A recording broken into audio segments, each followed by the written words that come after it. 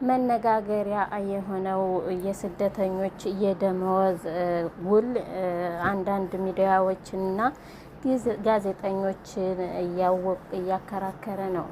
ውድና የተከበራችሁ የዩቲዩብ ቻናል ቤተሰቦቻችን ቻናላችንን ላይክ፣ ሰብስክራይብ እያደረጋችሁ እንግዲህ ዛሬ ይዘንላችሁ የመጣ ነው የተለያዩ ሀገራት በስምምነት ወይም በመንግስት ፍቃዳዊ በሆነ መልኩ ወደ ተለያዩ ወደ አረብ ሀገር እየሄዱ በመቀጠር ብዙ ሀገሮች ይህ አይነት ውላቸው አሁንም እንደተከበረ ነው እና አሁንም እንግዲህ ኢትዮጵያ ደግሞ ከነዚህ መካከል አንዷ ናት። ከስንት ዓመተ ምህረት ጀምራ ልጆቿን በህጋዊ በሆነ መልኩ ለአረብ ሀገር ለቤት ሰራተኝነት በመፈራረም ወደ ተለያዩ አረብ ሀገራት ልጆቿን አሳልፋ ትሰጣለች ከምትባል ሀገር አንዷ ኢትዮጵያ ናት ማለት ነው። እንግዲህ ኢትዮጵያ በተለያዩ አረብ ሀገራት በሳዑዲ አረቢያ፣ በዱባይ፣ በኳተር፣ በኳይት፣ በባህሬን፣ በጆርዳን፣ በሶሪያ፣ በሊባኖን በተለያዩ ሀገራት ኢትዮጵያ ልጆቿን በህጋዊ በሆነ መልኩ ለቤት ሰራተኝነት ትሰጣለች ማለት ነው እና በዚሁም ተጨማሪ ኢትዮጵያ ብቻም ሳትሆን የተለያዩ አንዳንድ ሀገሮችም አሉ። ከነሱም ውስጥ እንደ ኢትዮጵያን በስምምነትና በመንግስታዊ ፍቃድ በሆነ መልኩ ወደ አረብ ሀገር ወይም ወደ ቤት ሰራተኝነት የሚልኩ ሀገራት ኢትዮጵያ ብቻ አይደለችም።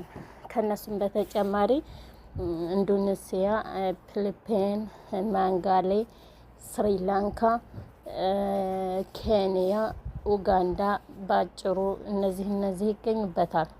እና ውድና የተከበራችሁ የዩቲዩብ ቻናል ቤተሰቦቻችን አሁን ሰውን እያነጋገረና ሚዲያ የተለያዩ ጋዜጠኞች እየተወያዩበት ያሉት ነገር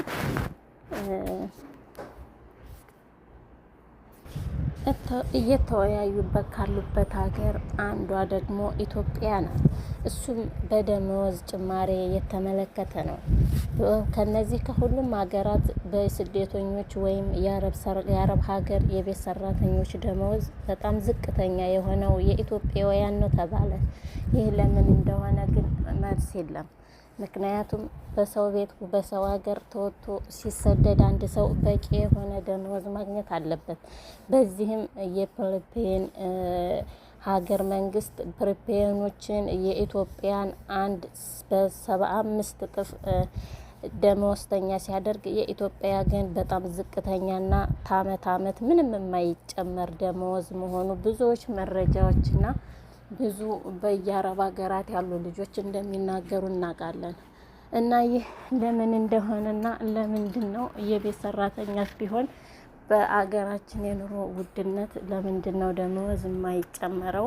ለምንድን ነው ከአመት አመት ከሁለት አመት በሀገራችን የኑሮ ውድነት በጣም እየጨመረና እያሻቀበ ሲመጣ የቤት ሰራተኝነት ደመወዝ ግን እንዲጨመር መንግስት የማያደርገው እያሉ አንዳንድ ሚዲያዎችና ጋዜጠኞች በዚህ ጉዳይ እየተነጋገሩና እየተከራከሩ ይገኛሉ ማለት ነው። እና እንግዲህ እናንተም እንደምትታውቁት በሰው ቤት አንድ ሰው ተቀጥሮ ሲሰራ ብዙ ነገሮችን ሸፍኖና ችሎ እንደሚሆን ብዙዎቻችን እናውቃለን። ስለዚህ ድምጽ በመሆን የቤት ሰራተኞች ደመወዝ እንዲጨመርላቸውና እንደ ሌሎች ሀገሮች ተመጣጣኝ የሆነ ደመወዝ እንዲደረግላቸው ሁላችንም ድምጽ ልንሆናቸው ይገባል። ነገር ግን አንዳንድ መረጃዎች ወጡ ያሉ ቢሆንም ከነሱም መካከል የቤት ሰራተኞች ደመወዝ ይጨመራል የሚል ነው። ነገር ግን መቼ ነው ይሄ በተግባር የሚውለው የሚለውን ነገር ምንም ያካተተ ወይም የገለጸ ነገር የለም።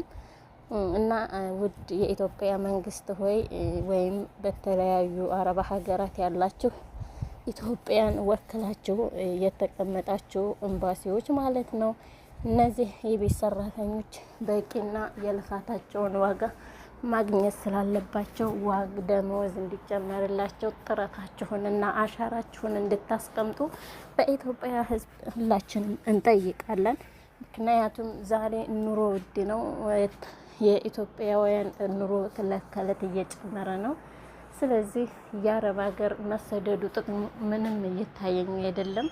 መንግስት እለት ተዕለት እየተከታተለና እንደ ኑሮ ሁኔታው ደሞዝ እያስጨመረላቸው ካልመጣ ጉዳቱ እና አስቸጋሪነቱ ለእህቶቻችን ነው የሚሆነው ማለት ነው። እና እንግዲህ ይህንን ሀሳባችን ከተመቻችሁ ሼር ላይክ እያደረጋችሁ እናንተም ሀሳብ አስተያየታችሁን መስጠት ትችላላችሁ። በዛውም በተጨማሪ መንግስት ተሰሚነት ድምጻችን አግኝቶ ለእህቶቻችን ወይም ደግሞ በሰዋክነት ለሚሰደዱ ወደ አረብ ሀገር ለሚሰደዱ ወንድሞቻችን የተወሰነ የደመወዝ ጭማሪ እንዲደረግላችሁ ሁላችንም የበኩላችንን አሻራ እንድንወጣ በማለት ጥሬን አቀርባለሁ። አብራችሁን ስለነበራችሁ እናመሰግናለን። መልካም ቆይታ ይሁን።